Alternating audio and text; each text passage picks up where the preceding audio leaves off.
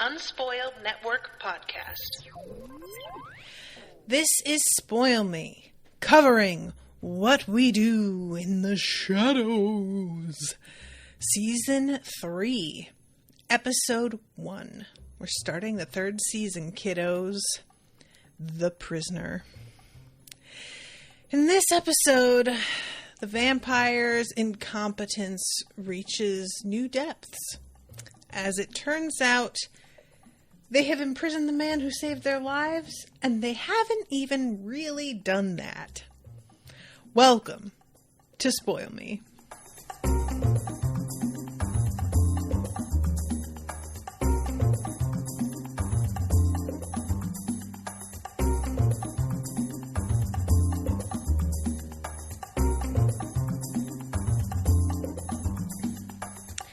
Welcome to the show, everyone. I am Natasha. Thank you so much to Max for commissioning this episode. This is the last Spoil Me I'm doing before, or not the last Spoil Me, but the last day of Spoil Me's I'm doing before my vacation. And I am devastated to be starting the third season right before I have to break, because I really, really want to know what happens after this. And I guess I could just watch the next one, but I like to sort of wait until right before I'm about to record so that it's fresh in my mind. This episode is, sadly, in a lot of ways, kind of a return to form for Guillermo. He's taken a few steps back, and I should have seen this coming. Because, I just want things to be linear. I want Guillermo to realize his potential, to see how badly he's been treated, and then begin to demand better for himself.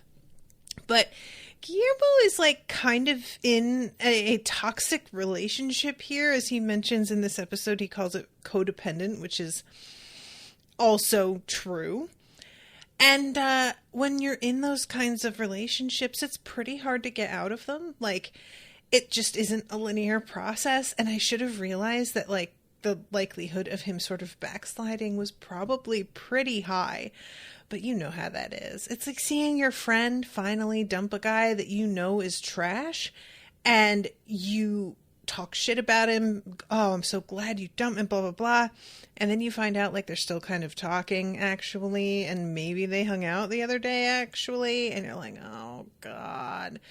And usually, if you, jumped forward a year later, they have indeed finally gone their separate ways. Usually. Fingers crossed. But it takes a while. So, Martin and Ms. T are here in the chat. Hello to both of you. Martin says, congrats. I hope your vacation goes well. Thank you, Martin. I'm really excited about it.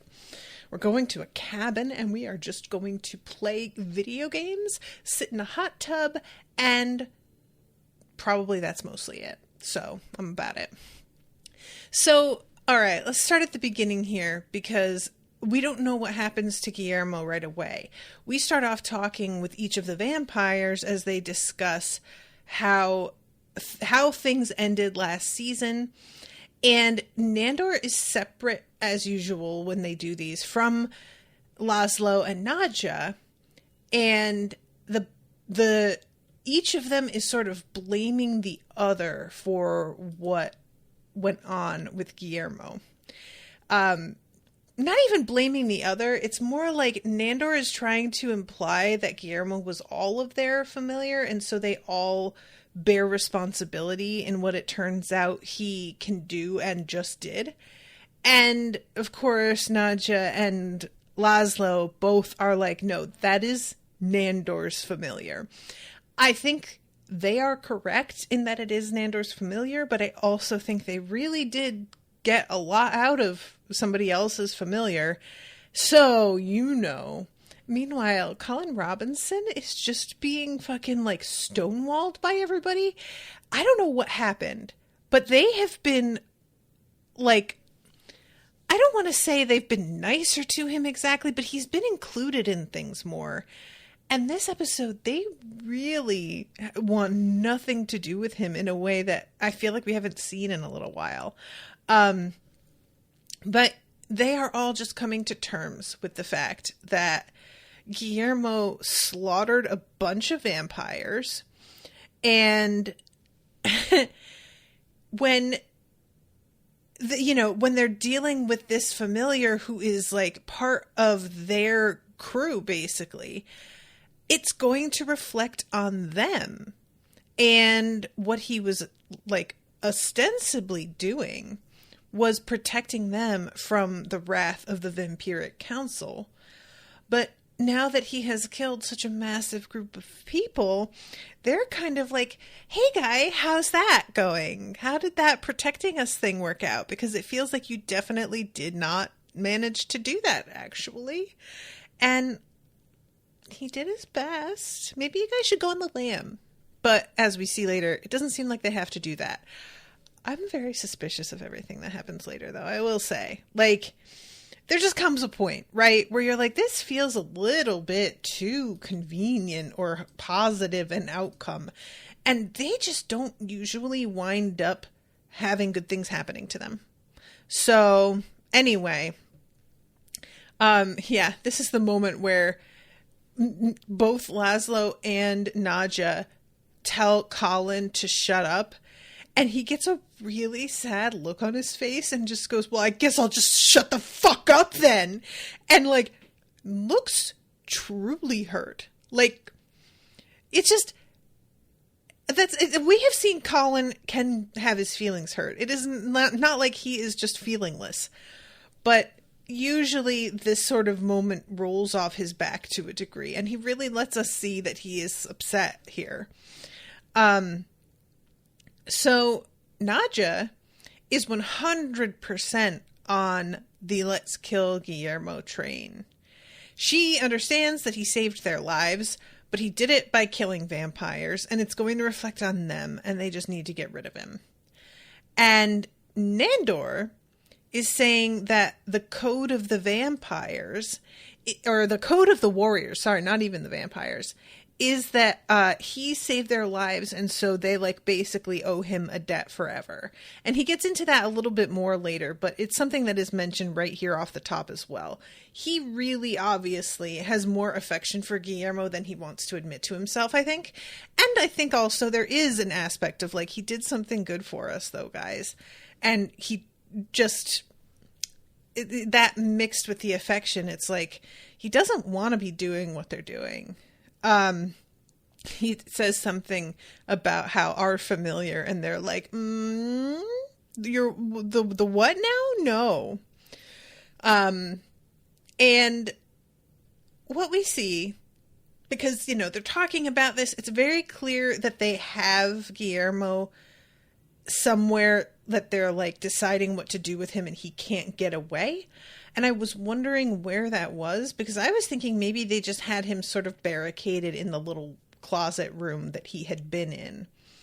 But it turns out that they have him in the basement, and they are keeping him in this like cage in the middle of the room. And not only are they just like keeping him isolated down here, but they don't leave the lights on. And they don't apparently have any idea what he eats. So they are giving him big packages of raw chicken breast. And I'm looking at this and I'm like, something's off here, because he's in very good spirits. He seems fine. Not really as agitated as you would expect somebody in this situation to be. And I think we find out it's been almost a month, I think, which I could not stop thinking about his poor mother. He goes home. She's so excited to have him back. It looks like he's like moving home again. He tells her, let me go and get this refrigerator that I left in Staten Island, and then fucking vanishes for a month. She is going to be annoyed. And very worried, I have to assume. This actually brings a question up, which is, how much does Guillermo's mother know about any of this? I'm assuming she knows absolutely nothing, but it could be just that he thinks that she knows absolutely nothing, and it turns out kind of she has been aware. I'm always a fan of when the gimmick gimmick. That's not really the word I want. I'm always a fan of when the bit is that a person thinks someone is completely oblivious. And it turns out, no, they don't talk about it with them and don't bring it up because it's very clear that, you know, the person actually involved doesn't want to be talking about it. But they're not completely fucking dense either. Martin says, I love how the vampires haven't even changed their clothes from the last episode, even though this episode takes place about a month later.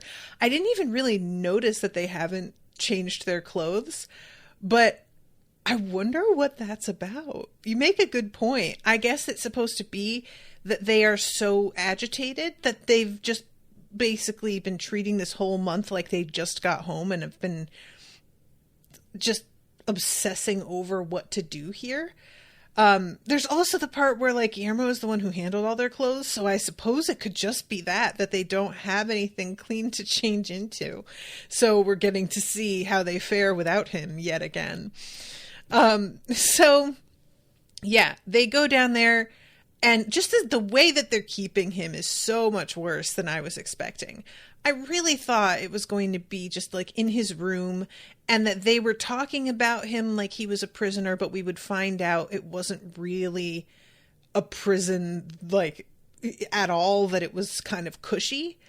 And no, it's pretty bad until we find out what's actually going on. He's in like a genuine dungeon like cage. There is a bucket that he shits in, and I guess he must because Colin is like all up in that. I would really like to speak with the writers and find out what the hell they are doing with Colin being like a scat fetishist. What is that? What do you call that?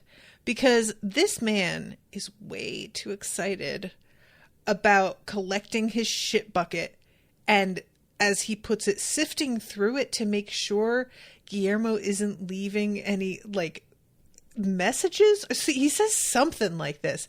And I was just like, what? And everyone seems prepared to just let him do his thing because I think nobody wants to really ask any further questions about that, because why would you want to know? I have to assume that part of this is him enjoying making them uncomfortable by talking about shit, because he does kind of like get off on that's his like power source, right? Is the creation of discomfort and awkwardness. So maybe that's part of it as well. I don't know. But oh my God, it comes up multiple times and I really wish it didn't. I could have very much done without this. It would have been fine. It could have been anything else if we're going to just like have it be Colin Robinson is into a weird thing. Anything else. Martin says it's always the boring ones, I guess. Ooh, there's a question down here. Oh, Martin says that sounds likely. I think it was an accidental question. But yeah, so that's, like I said, we see this like situation that he is in. It is a lot worse than I was anticipating. It's not really mentioned unless it's sort of like a throwaway line that they have this dungeon downstairs. But I have to assume this is like the biggest basement in Staten Island, because Colin lives in one of the rooms. He asked if he could move into the other room in the basement, and they also have this. So this place is enormous, and that's fine. Nadja doesn't even want to go near him. When she gives him the raw chicken, she just chucks the packets at him from like far away. There's dripping water, and Guillermo is like in a coat with like just to protect him from the drips. Fucking Colin has a cattle prod that he keeps trying to use ineffectually. At one point, he zaps himself because he thinks, I guess, that if he puts the cattle prod up against the metal of the cage, that it will send an electric shock through the cage and like into Guillermo.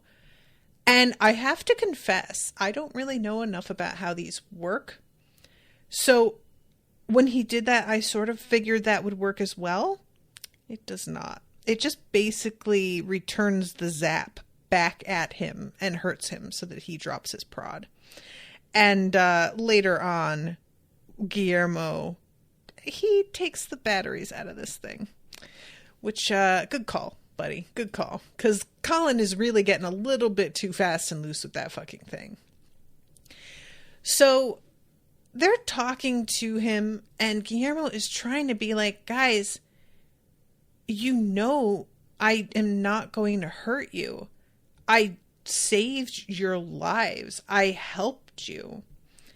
And Nod just says, well, we're still talking about what to do with you. And Guillermo throws out a little bit of attitude here. He says, can I ask how far along you are in these discussions? Are you making any actual decisions? Or is this one of the ones where you just linger and argue with each other because you don't have a Guillermo to solve all of your problems? And I was like, oh shit. All right. Because I would really like it if he would pull this a lot more often, frankly. And this is when Colin, the prisoner will be reminded to treat his captors with respect and kindness, or he'll taste the wrath of my... And this is when he zaps himself, and yeah, the whole... And I love Guillermo just looking at the camera like, yeah, this is what we're dealing with. So they leave him, and like I said, turn off the lights on their way out. Like, this is a surprisingly cruel situation to me that they have decided to leave him in. And I shouldn't think that it is, because they have barely treated him better than this when he was like on good terms with them. But I really just thought they would do better than this. So then, as soon as they leave, we have a like shaky cam, like he's recording on his phone, of Guillermo in the dark. And he says, okay, so 30 days of imprisonment. Not bad. I have pretty good Wi-Fi down here, so I've been able to rewatch some of my favorites. Did another round of Gilmore Girls. And I was like, wait, what?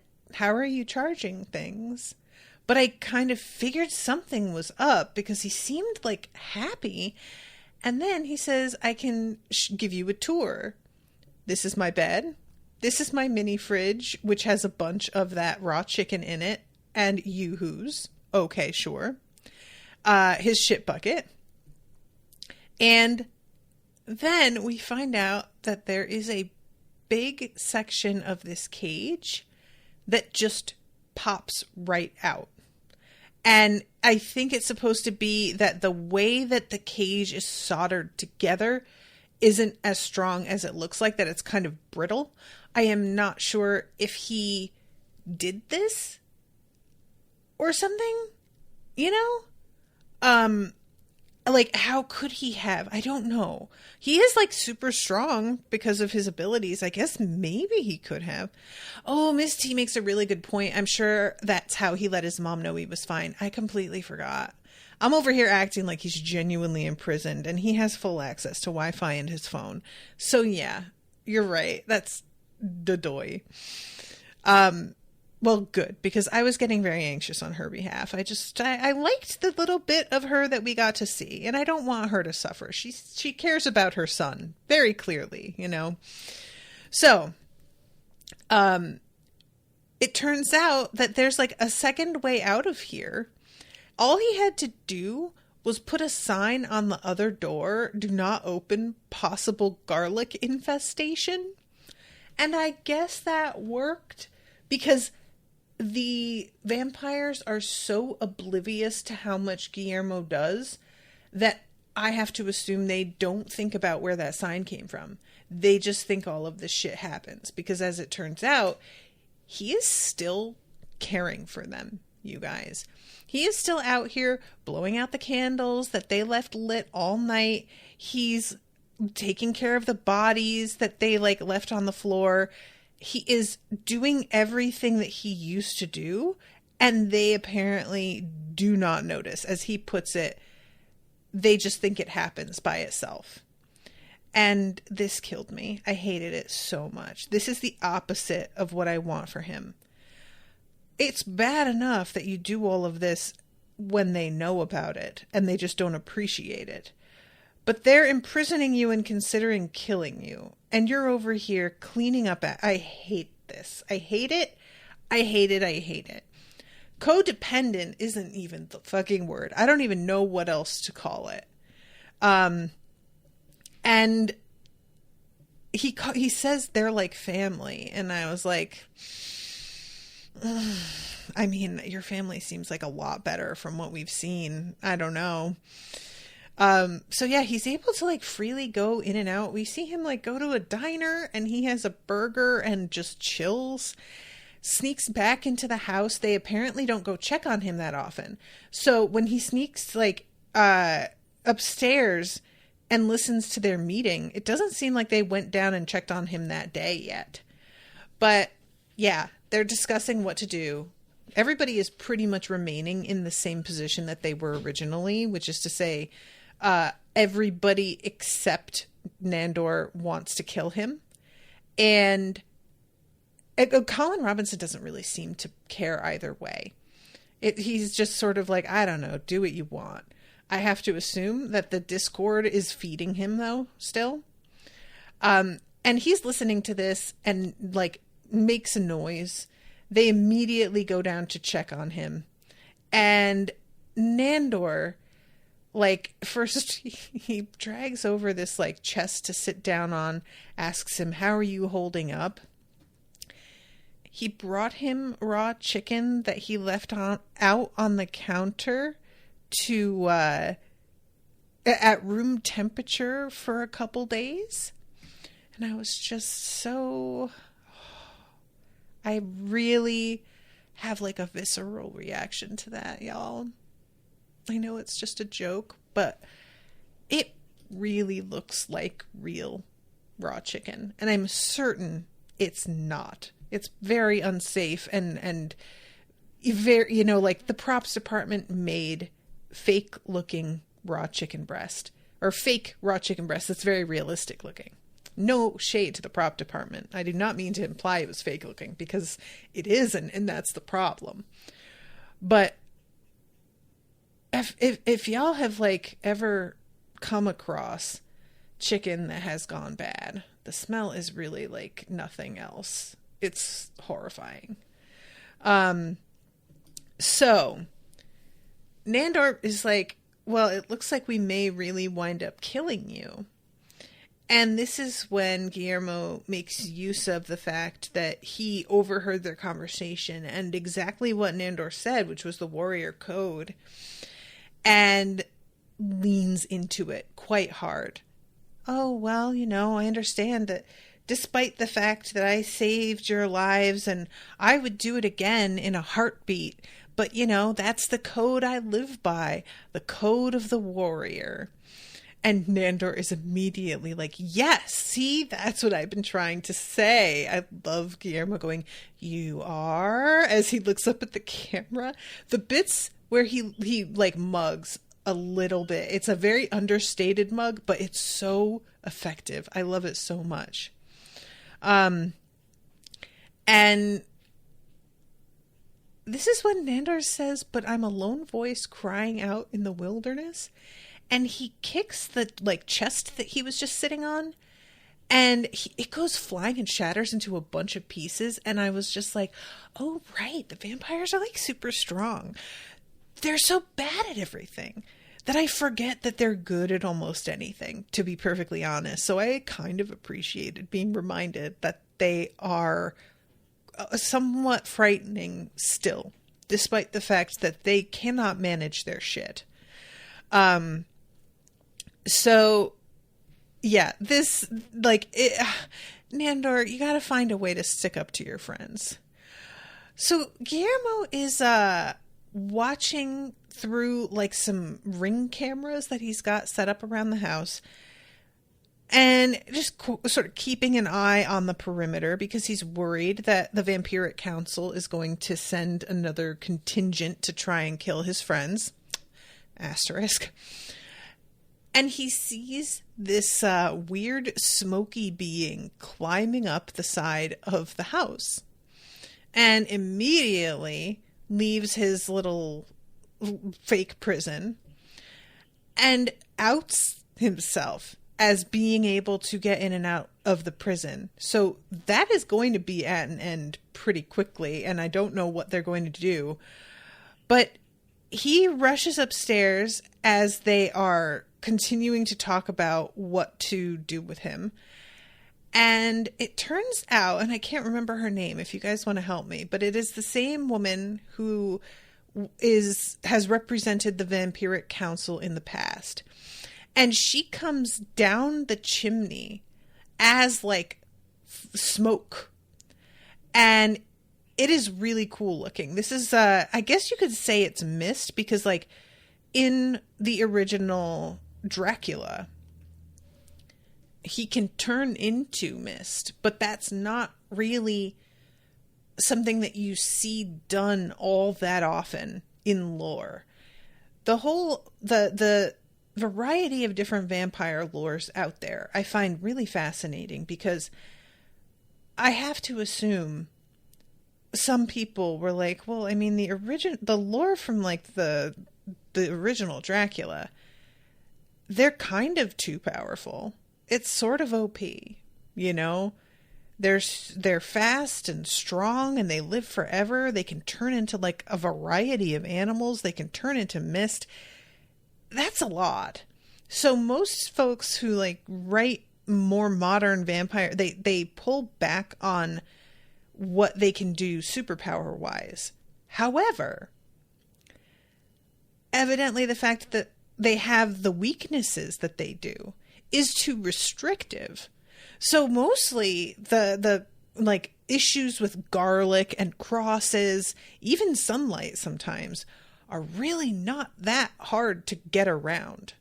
And I just think it's really interesting that it seems, well, they're too powerful in these ways, but then these other things are going to be really annoying for me to like write around. So I'm just going to do away with them. Having just read, and this episode will be coming out shortly, actually. I covered the first book in the Vampire Diaries series with the boys from Overdue podcast, which I highly recommend if you haven't listened to it. And the podcast, by the way, not the Vampire Diaries, which I do not recommend because it is bad. But we had a really good time recording on it. And there's, you know, the whole thing with them not being able to go out into sunlight is true in that lore. But there's also a pretty easily crafted ring that they just can wear and then be okay in sunlight. So as long as they have that on, they can appear to be entirely human and it's like nothing. So anyways, it's just really interesting to see that this woman is turning into a mist. We haven't seen our Staten Island vampires turn into a mist. They've done the bats. I feel like, did Nandor turn into a dog, right? That's how he got like put in the pound, I think. I don't recall if we've seen any other transformation like that. But Martin says she's just called the guide. I personally call her Evil Mabel. Yeah, because I can't not hear Mabel anymore. I'm sorry, but that's just like going to be who she is permanently for me. I love her. She also played like a sort of single white female type on 30 Rock, and it was delightful. She's very good at being threatening. So yeah, Guillermo just runs into the room and starts chucking stakes at her, but she catches them and is just like, I can't believe you hit me with it, because it doesn't do anything when she's in mist form. You know, he's doing his best, and it was actually pretty impressive. But no, did not do anything. And Nandor is just like, do you see what I'm talking about? He thought she was doing something to us, and he came out. He's a good soldier. Nadja is over here just, he's trying to kill us all.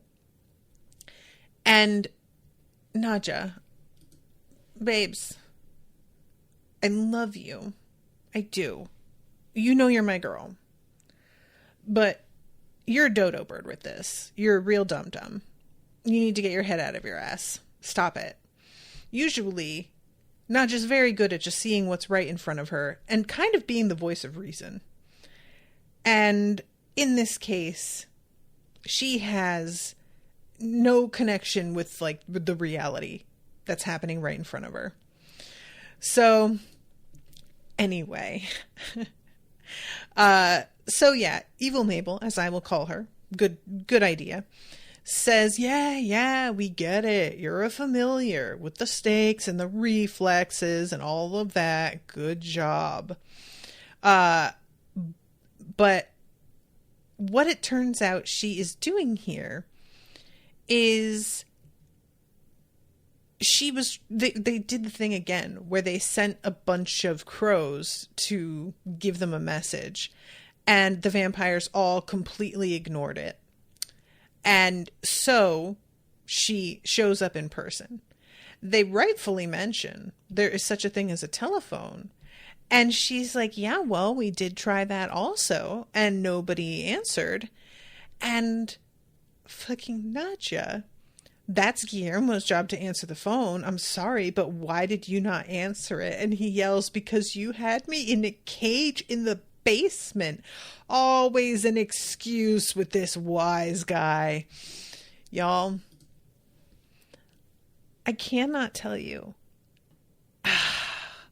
I know it's all a joke. It's a joke.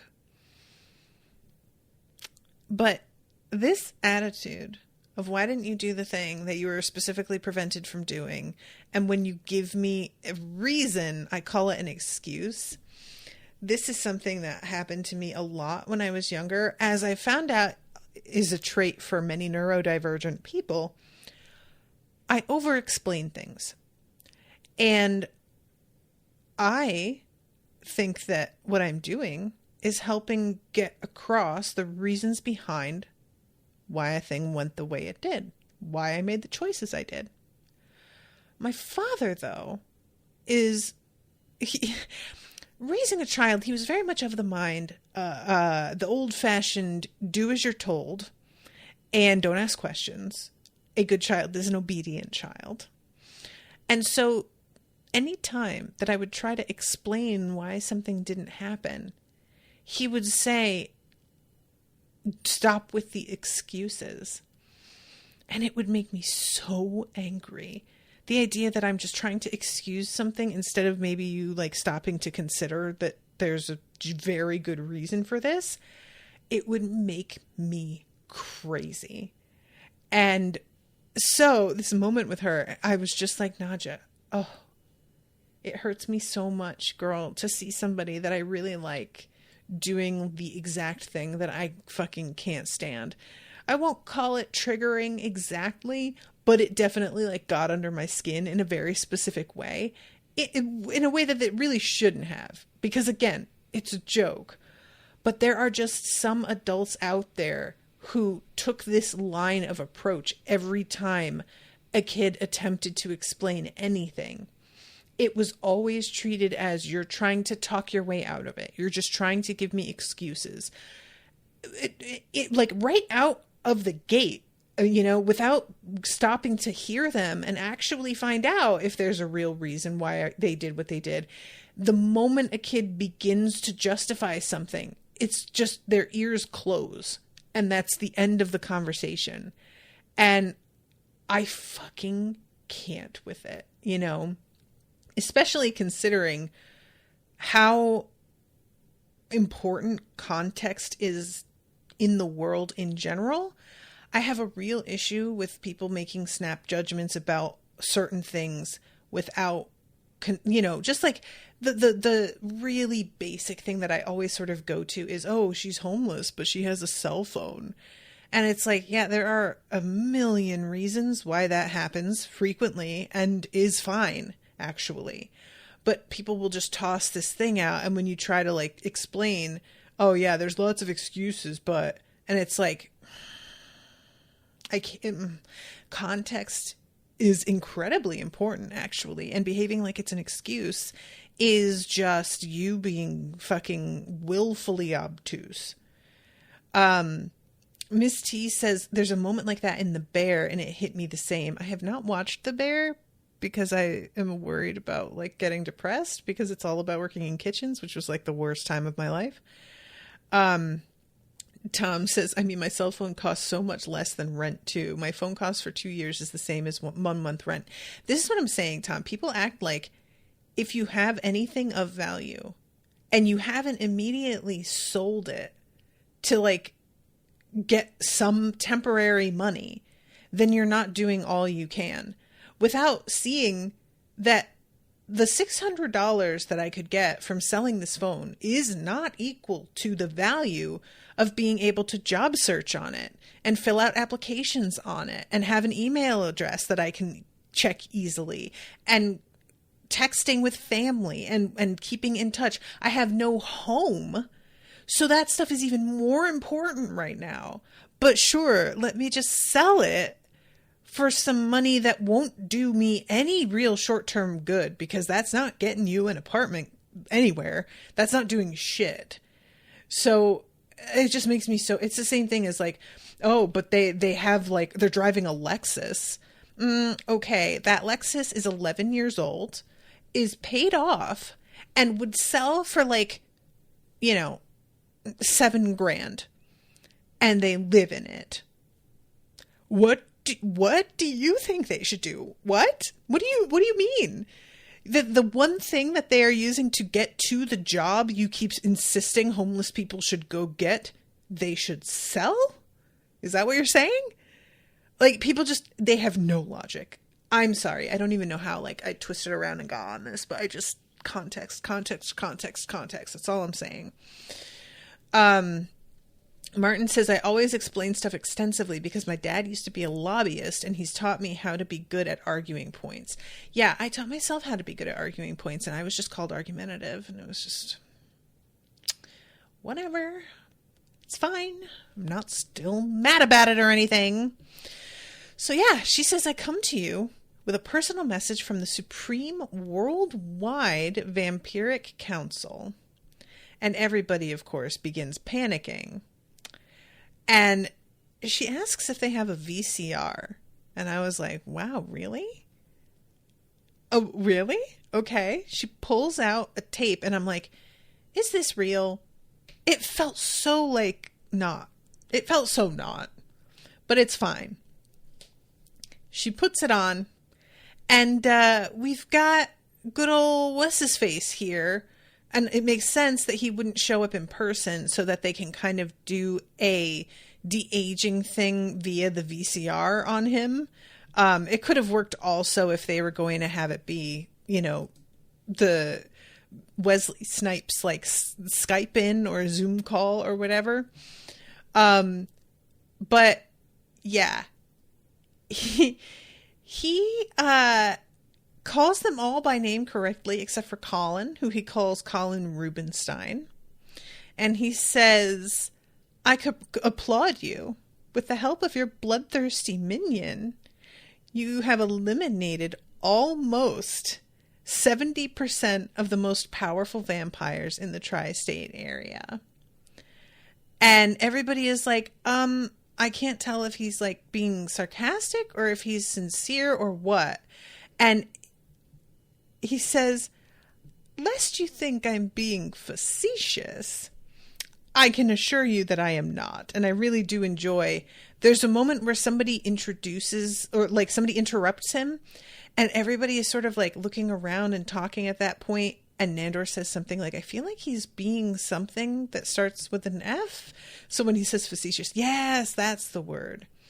And he's like, I know that vampire must not kill vampire is a thing that we say all the time at dinner parties, at social gatherings. We come and say, hey, how's it going, Jeffrey? Vampire shall not kill vampire, just to remind ourselves of that big law that we made many, many years ago. But when a vampire kills like 37, 38 vampires, well, these are vampires who know how to get things done. So this is why I am pleased to announce you four are hereby appointed to be the leaders of the Vampiric Council of the Eastern Seaboard of the New World. And Evil Mabel is genuinely like, wait, what? Hold on. She got sent here to like deliver this message and evidently had no idea what the message even was. She put the tape on. No clue. And it is increasingly clear throughout the episode. She is not really about this. And it doesn't seem to me that this is a trick or a trap. Because if it were, I feel like she would have been let in on it. And maybe that's not true. Maybe she absolutely would not. But I was sort of expecting her to be like, isn't this amazing, you guys? And just completely like lean into it. And that would have been really suspicious to me. But the very fact that she's so shocked and kind of bewildered, to me, is evidence that maybe this is real after all. And I like, this is one of those things where I'm like, it feels like it doesn't make sense, but also the ways in which management get made management are not really like logical in just the real world anyway. You know, people like succeed because of everyone around them despite their own incompetence, and then they get promoted because they really know how to assemble a team. Like, that's the thing. I mean, I guess, like, what's interesting, though, is that this has made Guillermo their MVP now. He's the one who did all this killing, and they can't handle their own shit. So Guillermo could really leverage this if he wanted to. And I need him to. Because otherwise, what is the point of you being here, Guillermo? Like, you could run this house. They need you. They aren't going to be able to maintain this position without somebody who is managing to defend them and take people out. And they can do neither of those things. So I really want him to be kind of aggro about it. But I just don't feel like he's really got that in him. I don't know. You know, it's like every time I sort of try to apply logic to a situation and say the way that Guillermo could choose to play something, I'm like disappointed in the fact that not only does he not do it, but the very obvious conclusions that should be drawn by the vampires are not being drawn. So I cannot predict this sort of thing. Ms. T says that's how I took it too, that she wasn't in on it, and that makes it seem legit. Exactly. So yeah, he says, well done. So sit upon the throne with pride. You are in charge now, and we will be monitoring your progress. And I was like, your progress with what? Like, what is it that you're asking them to do? Nadja is absolutely 100% delighted. Pretty much everybody is. Except for Laszlo, who has zero interest in any kind of responsibility. He says, I became a vampire to suck blood and to fuck forever. And when Nadja says, you have to admit it's quite an honor, he says, I couldn't give a fuck. And she kind of is like looking a little disappointed by it. And I'm wondering if this is going to wind up being a bone of contention between them, because she couldn't be more into it. Everybody is on board and excited, but I feel like Nadja's the one who has the biggest reaction. So I love when what is the name of the character from the original movie that he is playing right now? I can't remember what. I'm trying to find the name of the movie online so that I can just like check really quick. Viago? Is he Viago? Or Viago, Deacon, and Vladislav. Vladislav is the one that was on stage narrating the play in the finale of the last season, right? And Deacon is the one that's like the white guy who does the dance. And Viago is this dude who is played by Taika Waititi, right? Who, by the way, has aged like a fine wine, and that man could get it. But that's a whole other thing.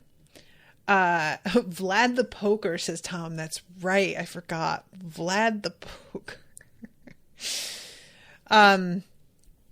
So Ms. T says fucking hot. I swear to God, if you guys haven't been watching Our Flag Means Death, it's appealing. It's appealing. He shaves his beard off at one point, though, and I was real bummed about that. That's it. Martin says Vladislav is played by Jermaine Clement, the series creator. That is his name.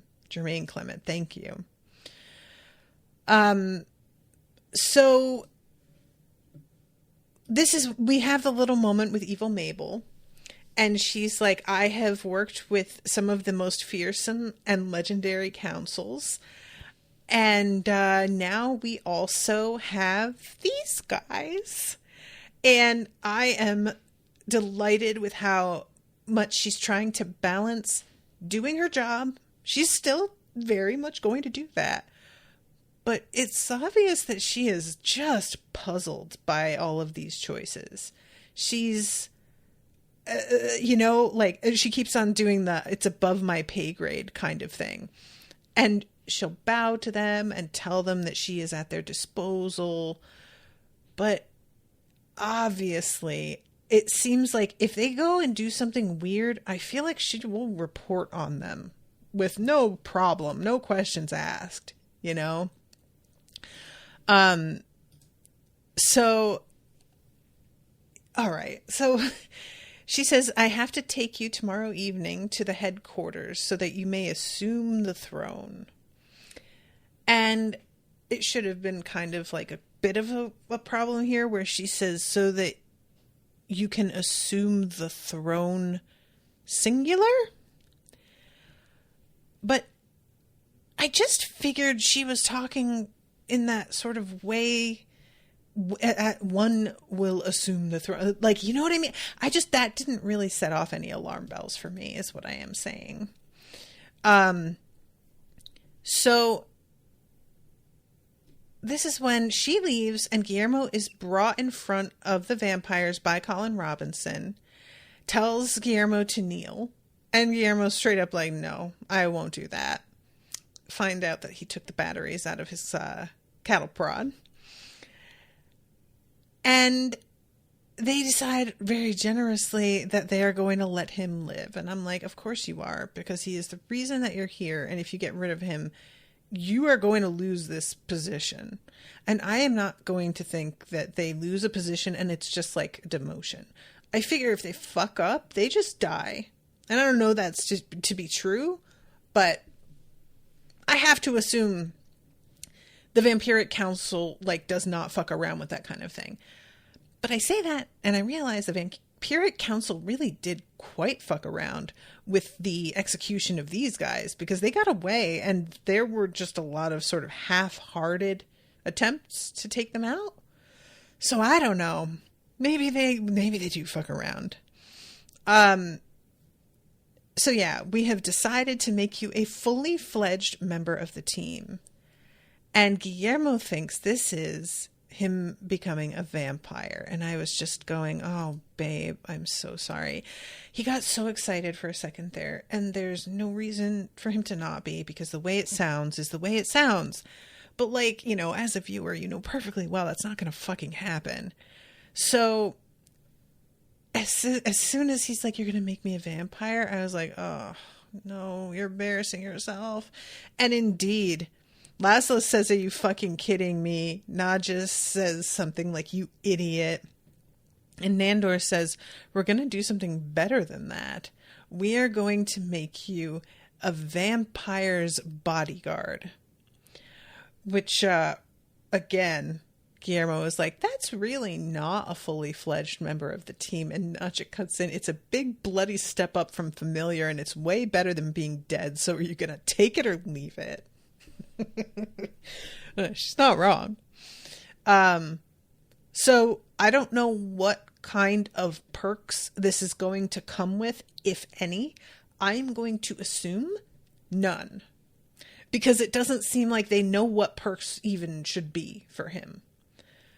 I am just, I have to assume not very much is going to change for him in any fundamental way. But anyway, we get this amazing scene here where they have decided they are going to hypnotize him and use that to keep him from damaging them in any way. That they are, if as long as they ensure he doesn't turn around and murder them, it'll be fine. So they just go ahead and do this, first of all, in an interview, there's all this discussion about the dangers of doing too much of that, mind control stuff, which we did see the Brain Scramblies episode, and a series of increasingly hilarious illustrations of these various people either actually being maybe given a lobotomy perhaps, but then stuff of just a woman riding a guy's back like he's a dog, you know what I mean? It's really very stupid. So they say to him, we have to do this thing. Are you sure you want to risk it? And he says, yeah, it's fine. And it turns out that after doing what he has done for such a long time, he is basically immune to vampiric hypnotism. And he just acts like they did it. And it's so amazing to watch. They're all waving their hands at him and they're all saying these things. And he is just looking at the camera with this sort of impatient, okay, all right, are we done? Is this over? Are we finished now? I love that Colin Robinson has something written down, and it seems like they're all meant to either repeat what he's saying or say that together, but nobody else remembers it. So Colin has it written, and he's the one sort of, because of that, leading this chant, I guess you could call it. And they're all just sort of pretending that they remember it, but they're chiming in a little bit too late. And so there's this really awkward, overlapping lag to it, which is, I don't know why, but this is something that, if you do an acting class and there's any sort of improvisational warm-ups, one of the things they will have you do is copycat improv. And it can either be movement or it can be something like language, and you can invent a language and they have to, or it could be singing. And it makes my skin crawl right off my body to watch somebody attempting to pretend that they know the same words that somebody else is about to sing, even though I know it's supposed to be comedy and it's a made up song and whatever. Oh my God, the awkwardness of it. I absolutely cannot handle it. And so this whole moment, I was just how is Guillermo not just outright laughing here? Because honestly. So yeah, the whole thing is supposed to be that you can't harm any of us. And once they end it, Colin Robinson says, every time I say your name, you will meow like a little kitty cat. And we also find out that Guillermo has been pretending that this works for years, even though it hasn't, because they use this hypnosis to do all sorts of menial tasks that he would have done anyway, like grabbing a book from an end table. So yeah, he pretends to be really deeply hypnotized and has to meow like a kitty cat when Colin says his name. It's for me, all right. I really enjoy. He's very snappish this episode. I don't know what's up, but I kind of enjoy it, to be perfectly honest. So we will now take Colin Robinson's peen and scrotum and crush it in your hand. And he acts like he's going to. Colin just sort of like waits, terrified. And then he says, as much as I would love to, something compels me not to. And they all cheer, really feeling like, yeah, we've done it now. The expression on his face when he just like looks at the camera is just everything. I just love it so much. Ugh, I keep wanting to compare it to like a parent humoring their children, but it can't be compared to that because the power thing is just so out of whack here, you know? So then we cut to them going to the Vampiric Council headquarters that's in that like office building. I really do appreciate the camera like just scrolling over for a second so that we can see that it says Vampiric Council Level B. And it says that in a, like, all of these business names are printed on pieces of plastic that had been, like, slid into a listing area. But the Vampiric Council looks extremely janky. It's the only one that's, like, dirty and looks like it might be rusting, and I can't tell if that's supposed to be because they are just janky, if it's been there longer than anything else and that's part of the reason, or if that's just supposed to be that they have like their own thing that they come and slide into the slot and they made it themselves because they're not actually on the lease. Like, I don't know, but I couldn't help but notice that. So they go to the chamber that they were in, the judgment chamber, and there is a throne here, and Evil Mabel is saying, you guys have to choose somebody to sit the throne. I forgot about how Nadja says it's chilly. Nandor agrees that he is fucking freezing. And there are a couple of, like, weird beings that are in all black and their faces are even like covered in black that come out and bring this huge velvet cloak and drape it over Nadja, and it's got like a fur lined hood and everything.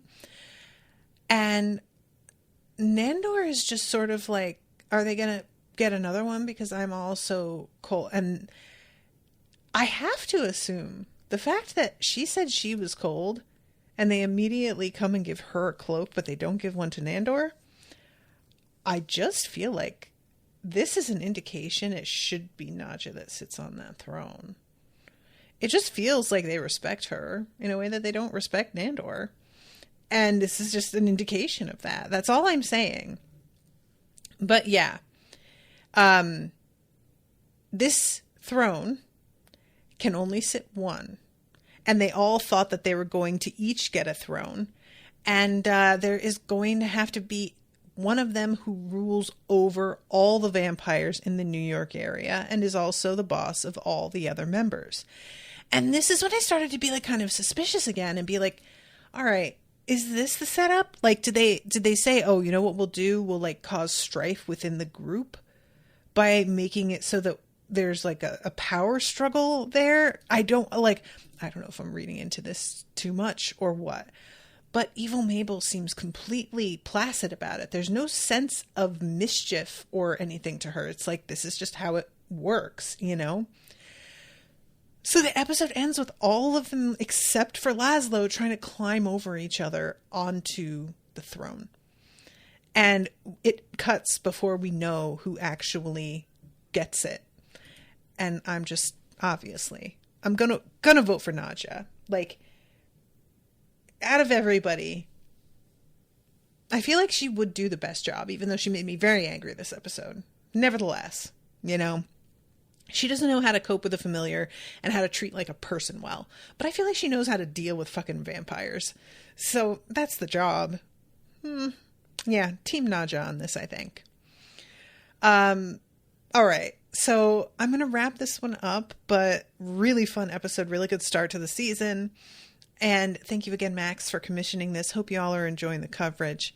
And until next time, toodaloo, motherfuckers.